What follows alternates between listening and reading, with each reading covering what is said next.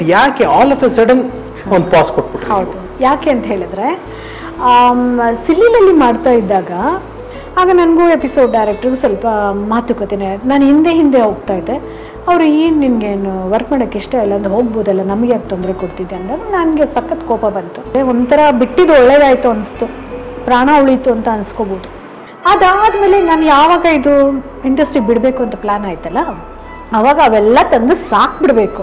ನನ್ನ ಮಗ ಕೇಳ್ದ, ಓಕೆ ಇದು ಒಂದು 2-3 ವರ್ಷ ಮರಿ ಹಾಕತ್ತಪ್ಪ, ನೀನು ಇದನ್ನು ಸೇಲ್ ಮಾಡ್ತೀಯಾ, ಅದಾದಮೇಲೆ ಏನು ಮಾಡ್ತೀಯಾ ಅಂದರೆ ಅದೆಲ್ಲ ಆಮೇಲೆ ನೋಡ್ಕೊಳ್ಳೋಣ, ಇವು ಸುಮ್ಮನೆ ಅಂದ್ಬಿಟ್ಟು ಹೋಗ್ಬಿಟ್ಟು ಏನು ಮಾಡಿದ್ವಿ, ಒಂದು 4-5 ಟ್ರಿಪ್ಸ್ ಹೋಗ್ಬಿಟ್ಟು ಬ್ಯಾಂಕಾಕ್ಗೆ ಪೇಪರ್ ವರ್ಕ್ ಎಲ್ಲ ಮಾಡಿ ಏರ್ಪೋರ್ಟ್ಗೆ ಹೋಗಿ ಕ್ವಾರಂಟೈನ್. ಅಲ್ಲೊಂದು ಲೇಡಿ ಇದ್ರು ಪಾಪ, ಜಿಮ್ಲಿ ಅಂತ, ಅವರು ಹೆಲ್ಪ್ ಮಾಡಿದ್ರು.